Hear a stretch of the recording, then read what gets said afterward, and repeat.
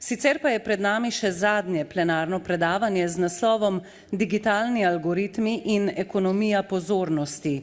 Pogledali bomo, kako so ti digitalni algoritmi zasnovani, da bi uporabniki spletnih velikanov kar največ časa prebili pred zasloni, ter kako prek tehnik zasvajajočega dizajna ustvarjajo kompulzivne navade uporabe.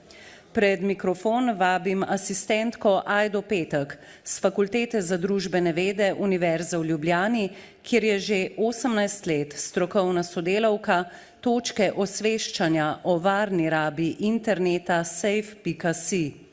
Ukvarja se z ozaveščanjem otrok, mladostnikov, njihovih staršev, učiteljic in učiteljev ter druge stroke, ki dela z otroki, o varni, odgovorni, uravnoteženi ter zdravi rabi interneta in mobilnih telefonov. Izvolite.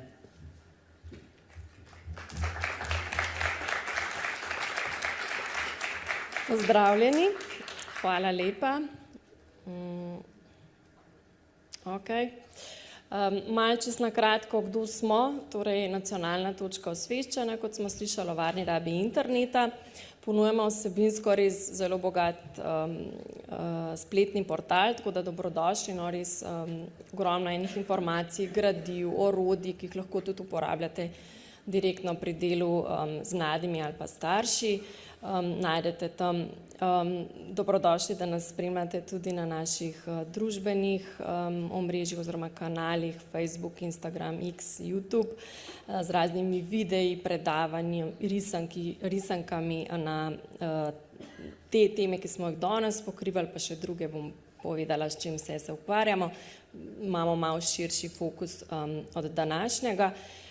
Ponujamo delavnice in izobraževanja za vse ciljne skupine, ki so bile omenjene, torej otroci, najstniki, starši, učiteljice, učitelji in ostala stroka, ki dela z mladimi. In smo tudi, pa še, da ne pozabim, nekatera gradiva ste lahko naša videli tudi tukaj v predverju konference, sicer pa ponujamo tudi storitev, da vam jih brezplačno pošljemo, da jih lahko potem razširite v vaših, kjerkoli delate, vaših institucijah med ciljne skupine. In pa smo še tudi organizator Dneva varne rabe interneta v Sloveniji. To je naša spletna stran in kanali, no to so pa nekako širše teme, s katerimi se ukvarjamo. Danes se bomo osredotočali na tole, ne, na levi strani, torej prekomerna raba novih tehnologij.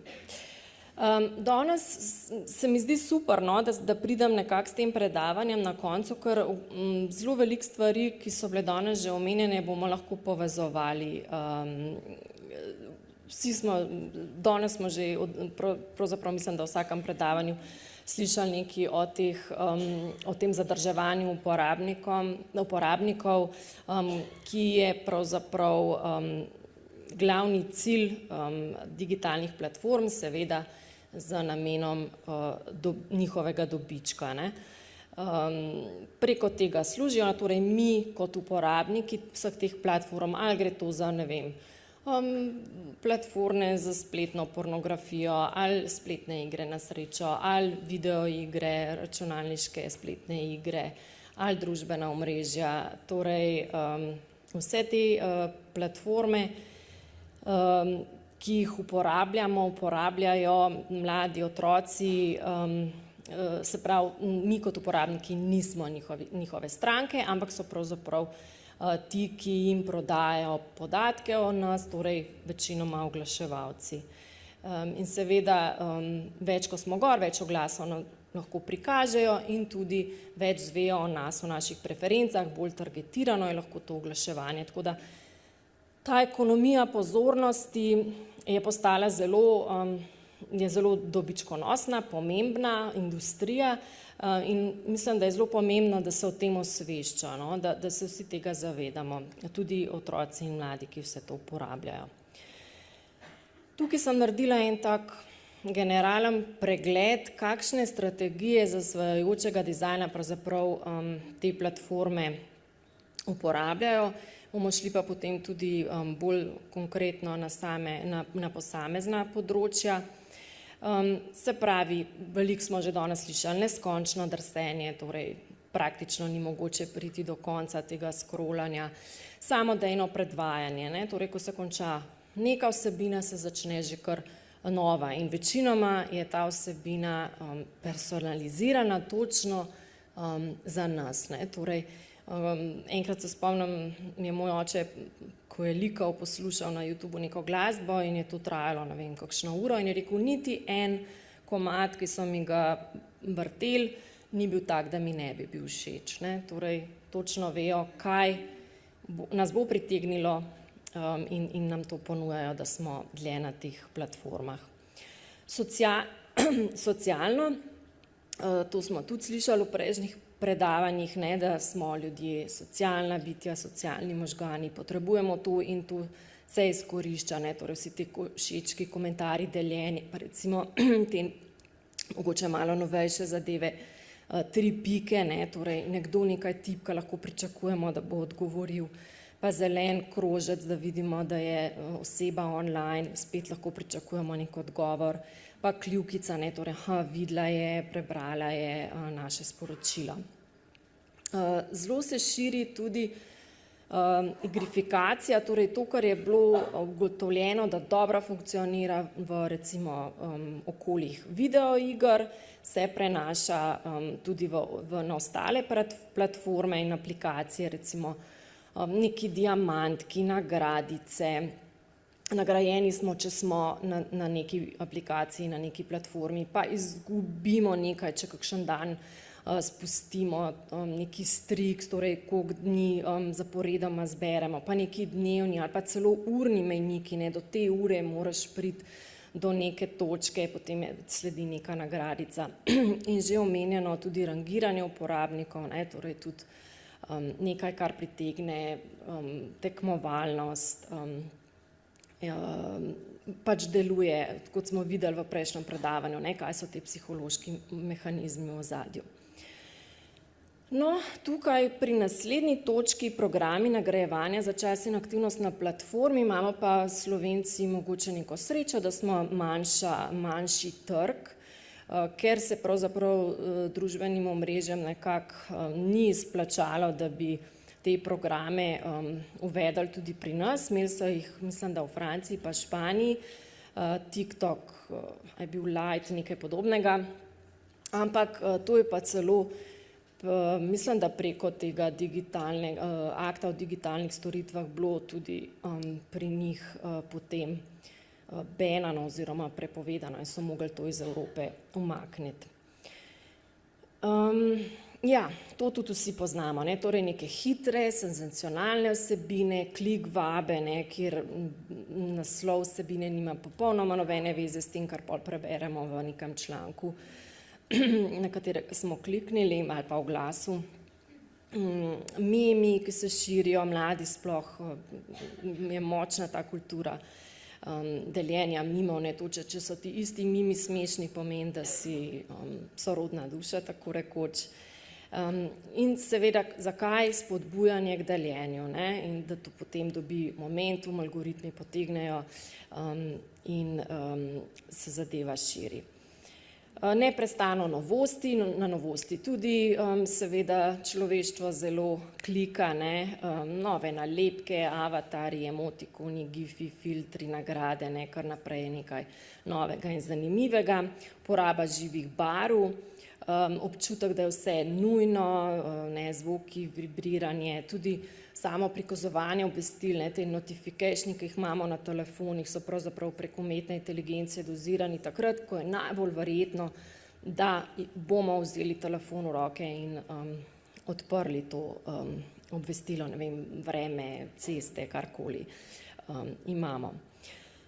Se pravi, strokovnjaki, ki jih vse te platforme zaposlujejo iz različnih področji, psihologije, nevroznanosti in tako dalje, pravzaprav razvijajo in dodajajo vedno nove načine in metode za zadrževanje uporabnikov na platformi. Torej te platforme investirajo kar velike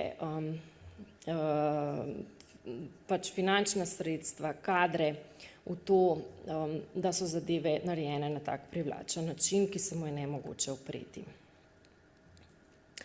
Zdaj, če pogledamo malo bližje še par tipov platform, recimo videoigre in spletne igre na srečo, zopet isti mehanizem, torej ciljno usmerjeni psihološki mehanizmi, dopaminsko nagrajevanje, recimo, ki smo ga danes tudi že kar večkrat slišali, in vedenjsko pogojevanje. In kaj pa je cilj? Torej maksimiranje angažiranosti uporabnika, čas, ki ga preživi v neki igri, in monetizacija, torej porabljen oziroma izgubljen denar.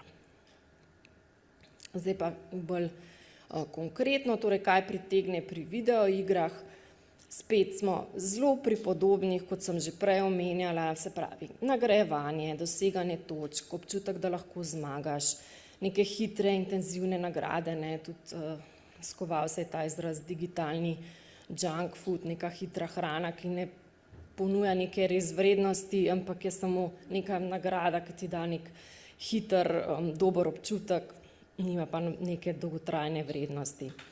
Takojšnja povratna informacija, niso pretežke, da bi frustrirale, niti prelahke, da bi dolgočasile, spet žive barve, hitro dogajanje, premagovanje igre ali soigralcev, to smo rekli, ta mehanizem tekmovalnosti, igranje vlog in pa tudi grajenje odnosov, spet ta socialen vidik, se pravi soigralci, torej neko druženje, ne moram zamuditi, moram se priklopiti v igro, ker smo skupaj tekmujemo proti igri ali pa proti drugi skupini in če zamudim, bojo nekako nekaj izdaja moje ekipe ali pa tudi tekmovalni pritisk, ne moram biti zraven, ker nas bojo sicer premagali. Ja, torej cilj tega zasvojujočega dizajna je ustvarjanje nekako te dopaminske nagrajevalne zanke, se pravi drži v igri, spodbuja mikrotransakcije, tudi če je igra, se pravi, brezplačna, vsebuje določene mehanizme, preko katere nam vseeno izpulijo ta denar. Sej logično je, da ne bodo delali nekih iger brezplačno, samo za veselje. Tukaj so v ozadju zaslužki. Torej, eden tak mehanizem je to variabilno nagrajevanje. Pravzaprav je to zelo podoben koncept igralnemu avtomatu. Danes so bile že omenjene te loot boxes, torej kot neke škatle plena, plenilske škatle. Torej gre za neko škatlo, ponavadi je to zelo tako lepo dizajnirana škatla, skrinja, v stilu z igro, v kateri je ta škatla, in kupiš jo, ne da bi pravzaprav vedel, kaj bo noter. In v bistvu mislim, da ne vem, v 90% je to nekaj brezveznega, kar že imaš, ali ne rabiš, ali ti nič ne koristi pri igri. Zelo majhna verjetnost, podobno kot pri igrah na srečo, pa je, da dobiš nekaj vrednega v tem smislu, da si lahko s tem pomagaš v igri oziroma da tvoj, ne vem, avatar dobi neke pripomočke, ki so zanj koristni ali je zaradi tega bolj cool ali napreduje v igri in tako naprej. Drug sistem so pa ti gacha sistemi, kar je pa tudi zelo pravzaprav, gre samo za to, da ni neka škatla, ampak isto je, porabiš denar, preden zveš, kaj boš pravzaprav s tem sploh dobil. Pardon. Torej, z vsem tem napetostjo, da ne veš, kaj bo, a bo, želiš si, se ustvarja pravzaprav vztrajanje igralca. Bom pa še enkrat kupil, mogoče bo pa naslednjič boljše. To se pa še poveča z dodatkom tega, da se pokaže, da je skoraj prišlo do dobitka. Pri gacha sistemih je sploh to možno, ker ni škatla, kjer dejansko vidiš, ko se pač ko rolajo te dobitki in pride ti želeni, ampak gre mimo in skoraj sem in to pač na psihološkem nivoju deluje kot, skoraj mi je ratal, bom nadaljeval, da pridem do tega, kar si želim. In zanimivo, da pravzaprav v fizičnem okolju je to ponekod celo nezakonito v nekaterih državah, torej da bi igralni avtomat vseboval tak near miss mehanizem. Ampak na spletu je malo Teksasa, lahko rečemo, se regulacija malo prepočasi sledi razvoju. Spet to, kar sem že omenila, se pravi v igrah tudi dnevne naloge, nagrade za igranje, izgube za izpuščen dan. Vse to z namenom, da ustvarjajo vsakodnevno vračanje, da je to neka rutina, postane navada in tudi igranje na ta fear of missing out, FOMO, torej strah pred zamujanjem, če spustim, bo nekaj slabega. Lestvice, rangiranje igralcev, celo poraba denarja, potem, da bi hitreje napredoval s temi mikrotransakcijami in uporaba neke navidezne valute, neki žetončki, dragulčki, diamantki, ki zmanjšuje občutek, da porabljaš dejanski denar, torej evre. No, potem pa naslednje področje, torej spletne igre na srečo. Spet tudi pri njih se pravzaprav še pred videoigrami so se pravzaprav naslonili na ugotovitve, kaj deluje pri fizičnih igrah na srečo, torej nekih kazinih, igralniških avtomatih in podobno, in so to prenesli tudi na splet. Torej isto skorajšnja zmaga, dobitek, ta near miss, ki izbudi željo po novem poskusu, potem močni neki zvočni, vizualni učinki, glasna glasba, bleščeča svetloba, zvok padajočih kovancev, ki pač pri človeku vzbuja neko evforičnost. In potem seveda, smo tudi, ko smo v takem stanju, smo manj racionalni, bolj težje se ustavimo, bolj izgubimo pravzaprav nadzor. Zelo omogočajo hiter tempo igranja, pravzaprav še hitrejši kot, seveda, veliko hitrejši kot v nekih fizičnih igralnicah, ni nobenega čakanja in s tem hitrim tempom seveda tudi se izgublja nadzor. Dostop je, se pravi, dan in noč, kadarkoli, poleg tega, da s tem se poveča možnost, da dostopamo do tega, se tudi precej olajša skrivanje, pač pred družinskimi člani in drugimi pomembnimi, ki si mogoče ne želijo, da bi to počeli. In seveda podobni spet mehanizmi za zmanjšanje občutka izgube, žetoni, bonusi namesto pravega denarja, neke brezplačne stave, ki nam jih dajo. Ampak ponavadi je potem, da bi dobili dobitek, treba vse še nekaj plačati, tako da pravzaprav res precej sporne prakse. In tudi tukaj zanimivo neskončno drsenje, se pravi, kar brez nekega jasnega konca, prehajanje med igrami se že začne nova, se znajde že v drugi in seveda otežuje prekinitev in samokontrolo. Ja, prosim. No, naslednje področje, kjer zanimivo ali pa nepresenetljivo pravzaprav tudi uporabljajo zasvojujoč dizajn, je pa spletna pornografija.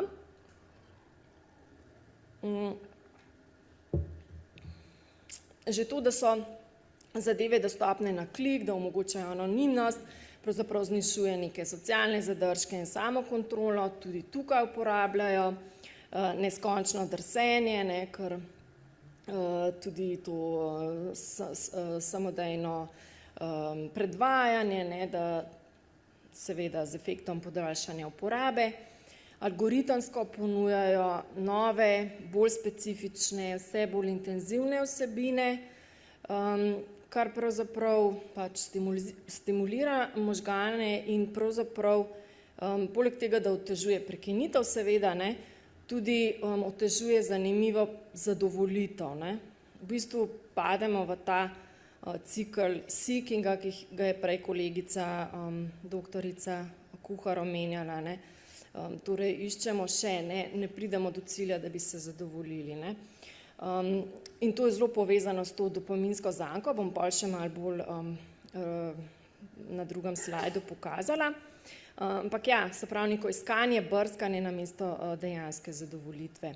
Premočna stimulacija potem vodi tudi v zmanjšano občutljivost možganov na manj intenzivne naravne dražljaje. Tukaj bom tudi ene izsledke raziskav pokazala, da dejansko se zmanjša pol zanimanje za iskanje partnerstva v fizičnem okolju, za fizične spolne odnose in tako naprej. Ker seveda analizirajo tudi naše preference, so vsebine vse bolj personalizirane, ponujajo nam tisto, na čemer smo se dlje zadržali, kar smo mogoče še s kom podelili, kar smo všečkali, kamor smo se vračali in nas potem preko teh personaliziranih vsebin zapirajo nekako v neke niše, kar pa vodi lahko tudi v ustvarjanje tolerance do nekih bolj problematičnih, recimo nasilne oblike spolnosti, fetiši in podobno. Bomo tudi pogledali izsledke iz raziskav. Kar pa seveda potem ustvarja potrebo po vse bolj ekstremni in vse bolj specifični vsebini. Torej, rekli smo že, temelj so neki psihološki mehanizmi, izkorišča se vedenjske znanosti, psihologija, nevroznanost in tako naprej. Zdaj jaz bi kar rekla zlorabo nekih pravzaprav normalnih možganskih funkcij, ki smo jih pač ljudje razvili zato, da smo preživeli. Vsa ta,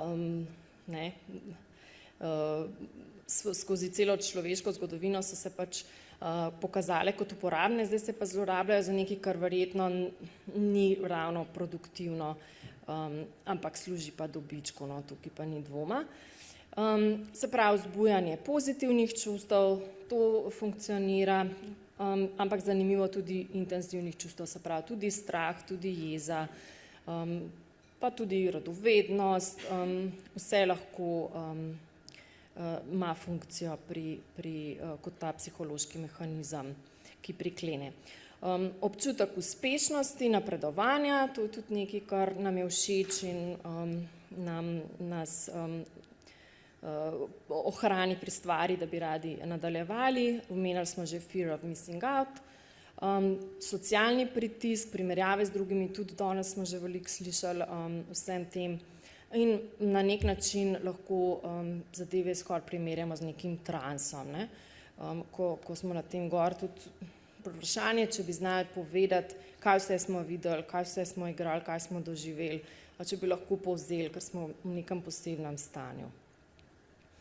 No, zdaj pa malo več o tem še dopaminskem nagrajevalnem krogu oziroma tej zanki. Torej vse to, kar te platforme ponujajo, kar smo že omenjali, sproža ta hormon dopamin. In ta dopamin je pravzaprav zanka želje in iskanja, tako kot sem prej že nakazala. V nasprotju z serotoninom, ki pa je, ki ponuja užitek in zadovoljstvo. In če si se naužil, pa če si zadovoljen, lahko tudi prenehaš z neko aktivnostjo. Če si pa v tem želji in v iskanju in skozi nekaj novega in bi še, to potem pomeni ponavljanje nekega vedenja. In s ponavljanjem seveda ustvarjamo navado in potem v določenih primerih tudi zasvojenost.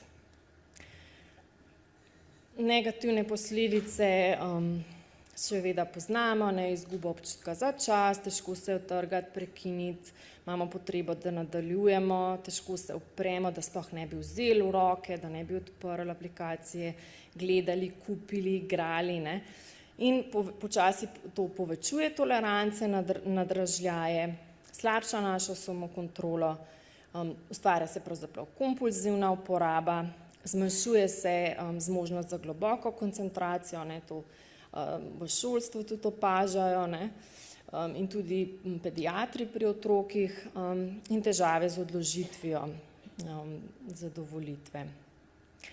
Zdaj, rekla sem prej pod določenim pogoji, to se mi zdi tudi pomembno in smo tudi slišali že v prejšnjem predavanju, torej so določeni življenjske izkušnje, ne, tisti obremenjujoče izkušnje iz otroštva, določene življenjske situacije in tako naprej, ki delajo ljudi, da so bolj ranljivi, da zapadejo iz te prekomerne rabe, ki je že sama vse te platforme vsiljujejo v prav zasvojenost. Ne. Se pravi, tukaj nič novega, smo že vse v prejšnjem predavanju zelo detaljno izvedeli. Mogoče bi dodala še to, no, da opozarjajo strokovnjaki tudi na hormonsko pogojenost prav najstnikov za zasvojenost. Njim v bistvu že naravno nekako pade dopamin, in kar je v bistvu zdrav poriv, da jih potegne iz recimo nekega družinskega okolja, raziskovati svet, najti sebe, si ustvariti nek prostor, poklic, zanimanja v svetu, in so nagnjeni tudi k preizkušanju meja, tako da v bistvu v tem obdobju najstniškem so najbolj ranljivi za take trike, ki smo jih pri zasvojujočem oblikovanju pogledali, in bi bilo zelo dobro, da se tega izognejo.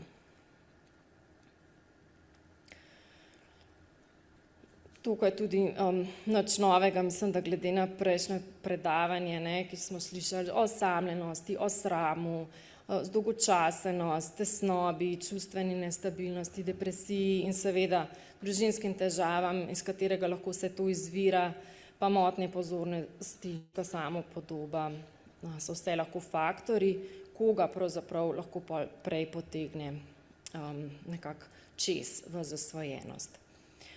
Mogoče bi na tem mestu vseeno omenila še ene druge efekte, negativne posledice, ki jih nekako imajo algoritmi, ki se zelo široko uporabljajo. Omenjeno so bile tudi že ti informacijski filtrirani mehurčki, ko nas pravzaprav algoritmi zapirajo v nekaj, kar smo všečkali, smo se več časa zadržali na tem, in pravzaprav tudi potem odmevne komore, recimo jih je tudi profesor omenjal, echo chambers, ne, torej ustvarjajo neko polarizacijo v družbi, radikalizacijo, ne, videli smo tudi razni te vplivneži, kjer so algoritmi pravzaprav zelo zagrabili njihovo vsebino in se recimo širilo, pa se še širi sovraštvo do žensk, in tako naprej, tako da se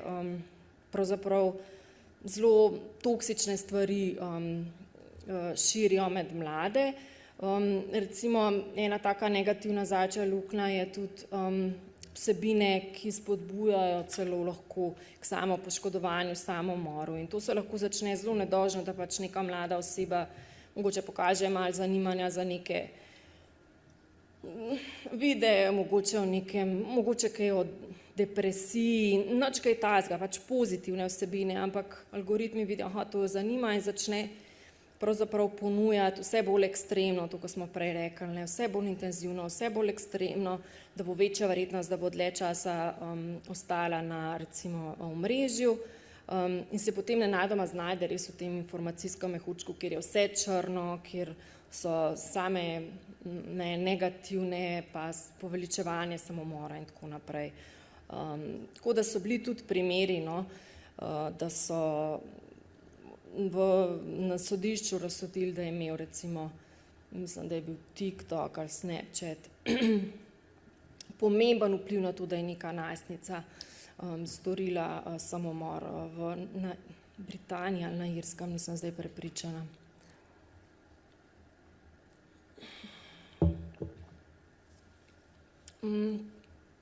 Ja, temni vzorci, to so te mogoče najbolj plastično, kar ste sigurno že kdaj oziroma že velikokrat videli, so, da je ponavadi tista opcija, da sprejmeš piškotke, bolj poudarjena, nekako lepše barve, bolj živa za klikati kot tista, ki jih zavrneš, ne. Zdaj pri piškotkih, mislim, definitivno ni okej, ampak so pač še hujše manipulacije, da se naročiš na neko vsebino, plačuješ pol celo neko naročnino in tako naprej. Zdaj že omenjeni akt o digitalnih storitvah, ki je v veljavi v Evropi, tudi pri nas, pravzaprav preganja marsikaj od tega, kar smo danes omenjali. Mogoče pomembno se mi zdi, da so letos poleti pripravili tudi v okviru tega akta tak zelo dober sistem za preverjanje starosti, kjer se po eni strani varuje zasebnost, da res ni treba ne vem česa o sebi izdati, vseh podatkov in tako naprej, da preverijo tvojo starost. No, lahko si preberete, da ne grem točno zdaj v detajle, ampak vsekakor jaz res polagam veliko upanje na ta sistem, ker pred leti so ga že probali, pa so pol ugotovili, da je poln enih težav s tem, pa preveč posega v zasebnost in tako naprej, tako da je bil zdaj res zelo izboljšan in se že testira v 8, mislim, da evropskih državah, Španija, Grčija, ne vem še kje, tako da upam, da čim prej začne delovati tudi pri nas, no, tako da bo dejansko ne bo več recimo spletna pornografija dostopna na klik za mladoletnike oziroma mlajše od 15 let, kot pri nas zakon, pa spletne igre na srečo, podobno, ne, pod 18 in tako naprej. Tole je v bistvu, kaj vse nekako akt o digitalnih storitvah zahteva od velikih spletnih platform, kako naj zaščitijo mladoletnike, in tukaj sem označila to, kar je mogoče za današnjo temo najbolj pomembno, se pravi omejevanje vsebin, ki ogrožajo zdravje in razvoj mladoletnikov, pa omejevanje vsebin, ki povzročajo zasvojenost. Tako da oni dejansko tudi na podlagi teh zajčjih lutkanj, algoritemskega ponujanja vsebin, vlečanja uporabnikov, tudi vodijo že pred sodiščem oziroma primere, no, ne vem, če se je že prišlo do sodišča, proti družbenim omrežjem in drugim platformam. No, zdaj pa malo še o naših najstnikih. To so take ad hoc, bolj posnetki stanja, ki jih mi upravljamo, niso neke res reprezentativne, vzorčene, metodološke raziskave, o katerih smo prej poslušali, ampak dajo pa nek vtis, kako se mladi počutijo, in vidimo, da so kar veliki odstotki teh, ki so se že kdaj, vsaj včasih počutili prezasedene z internetom, družbenim omrežji, telefonom, in kar veliki tudi takih, ki si želijo za nekaj časa odklopiti, ampak se bojijo, da bojo kaj zamudili, ne? Torej ta fear of missing out. Manko spanca, tudi danes že omenjen, tudi zanimivo starostjo, no, narašča, tlele na desni strani, ne,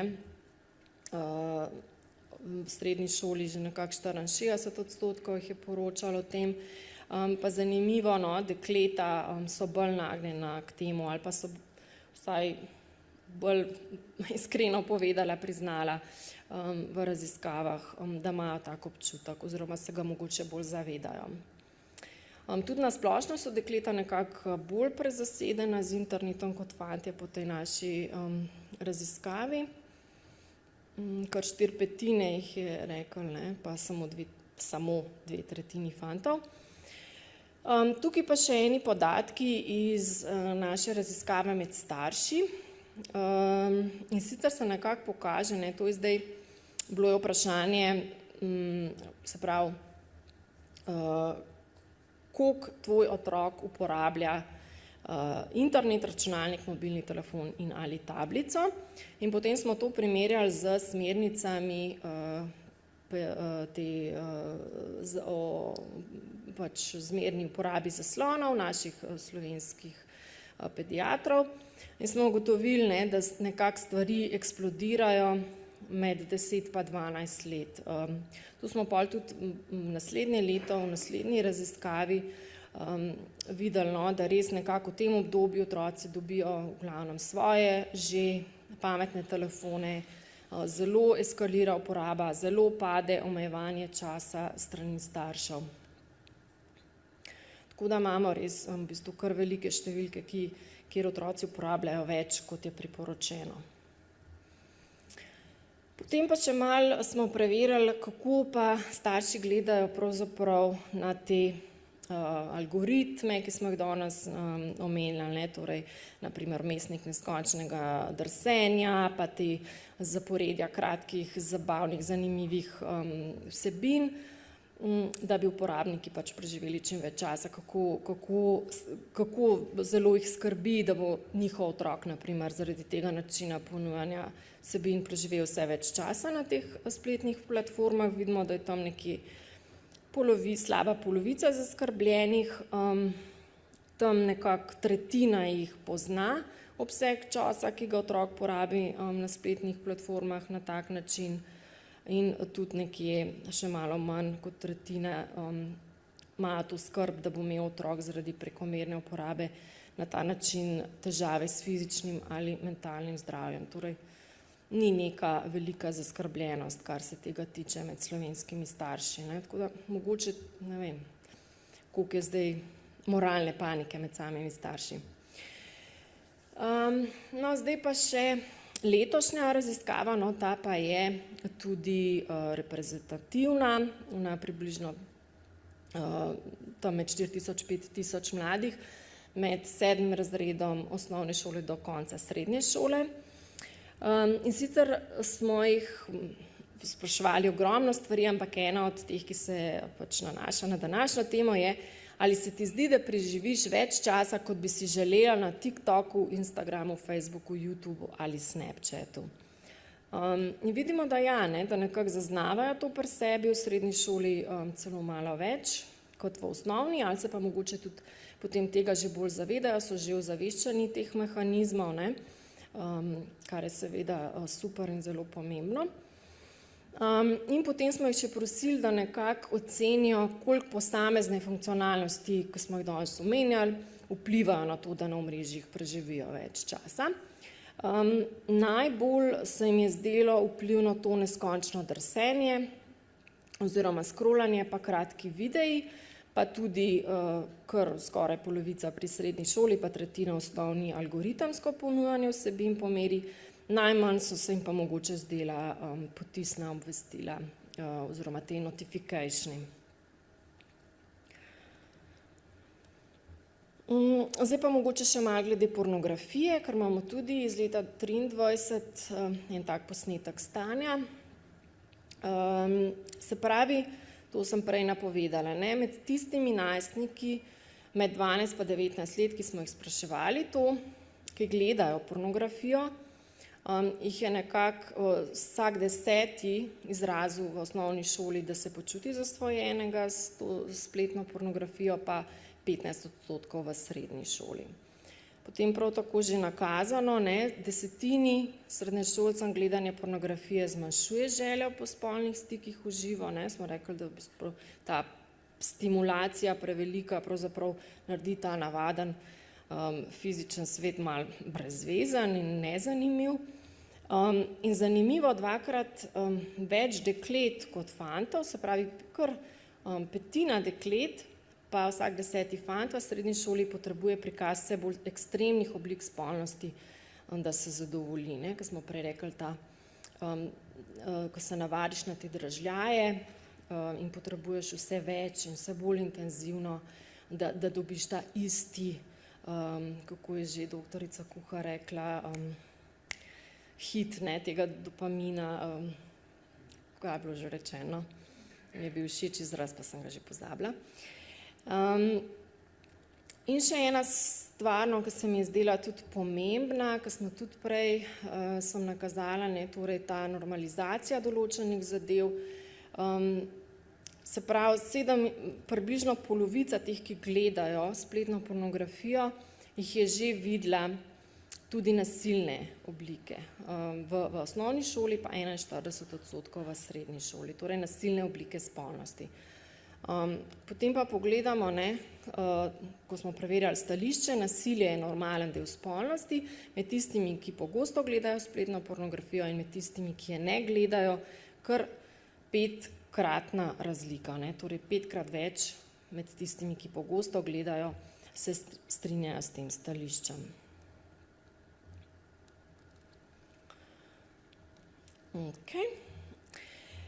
Mogoče samo še na kratko, se pravi, kaj delamo pri SafeSea. Kar veliko enih gradiv imamo na te teme, kot rečeno, so na voljo tudi tukaj nekatera od teh v avli. Konference sicer pa veliko stvari je tudi narejenih kot online orodja, recimo neka drevesa odločanja, kako se odločiti za manj mobilnega telefona ali pa testi zasvojenosti, kako preveriti zase, za svojega otroka ali preveč uporablja mobilni telefon, videoigre oziroma internet. Kaj pravzaprav lahko storimo? Za konec, meni se zdi zelo pomembno neko osveščanje in izobraževanje seveda o zdravih navadah rabe tehnologije, ampak hkrati tudi neki praktični nasveti za krepitev samokontrole, torej izklop notifikacij, omejitev časa, kdaj ja, kdaj se uporablja, kdaj ne. Tukaj lahko prispevajo veliko tudi že neka splošna pravila spletnega bontona v družbi, da pač ni normalno, če si z nekom na kosilu, da vmes gledaš, cela družina ali pa pare vidiš na romantičnem zmenku, pa je vsak na svojem telefonu, ali pa hranjenje otroka, tako da mu inštaliramo tablico in se obrne glavo, samo da mu tisto žličko zatlačimo v usta, drugače pa fiksiran na telefon in tako naprej. In pri tem osveščanju in izobraževanju tudi, da je vključeno algoritmična pismenost, torej kako vsi ti mehanizmi pravzaprav delujejo in kako lahko tudi sam vplivam nanje, ker vseeno algoritmi delujejo na to, kaj mene zanima, kaj je meni všeč in potem to seveda zlorabe in intivizira, tukaj ni dvoma, ampak lahko pa tudi obrnemo. Lahko začnemo namesto pasivnega prepuščanja algoritmom pač zavestno izbirati vsebino, iskati nekaj v drugo smer, ampak ja, tukaj je pač potrebna osveščenost, pa tudi informacije, kako sploh to narediti.